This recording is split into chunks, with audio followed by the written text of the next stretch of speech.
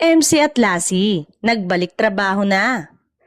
Matapos ang ilang buwang pananahimik at espekulasyon ng publiko, muling nasilayan sina MC Mua at Lassie Marquez sa YouTube channel ni Tony Gonzaga na Tony Talks. Time heals nga ba? Kapansin-pansin ang muling pagharap ng dalawa sa publiko.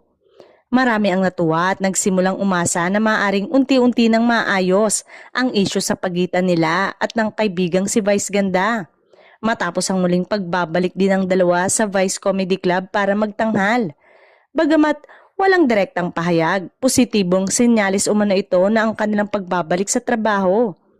Ang tanong ngayon ng mga netizen, eto na nga ba ang simula ng muling pagbabalikan ng samahan? Patuloy na tinututukan ng fans ang galaw ni na MC at Lassie sa social media.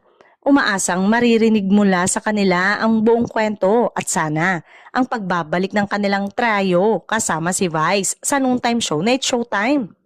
Sa ngayon ay wala pang update kung magbabalik pa sila sa noontime matapos ang matagal na pahinga. Mukha kasing napuna na ng bagong host ang kanilang posisyon simula nang magpasya at magpaalam ang mga ito na magli-leave pansamantala sa It's Showtime.